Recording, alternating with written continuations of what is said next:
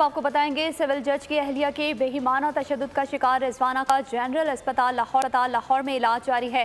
रिजवाना के जख्मों को साफ किया गया है। मेडिकल बोर्ड ने दोबारा चेकअप किया। मुतासरा बच्ची की सेहत में नुमायां बेहतरी आई है। कमसिन रिजवाना को चाइल्ड प्रोटेक्शन ब्यूरो ने तहवील में ले लिया, जबकि तशद्दुद केस की मुलजिमा सोमिया आसिम 7 अगस्त तक उबूरी जमानत पर हैं।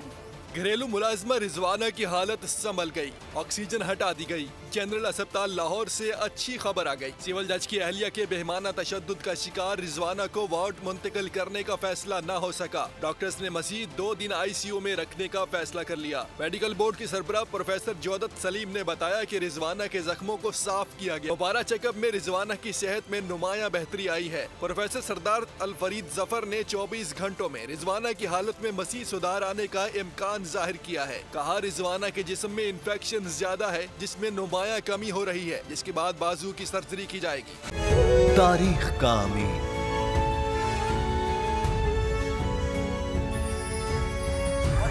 आजादी की अलामत,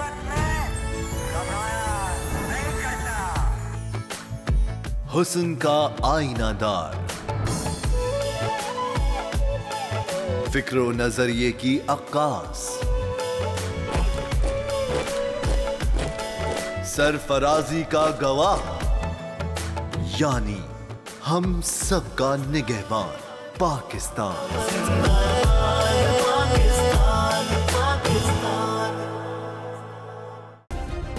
सब्सक्राइब करें और बेल दबाएं ताकि कोई खबर रह न जाए।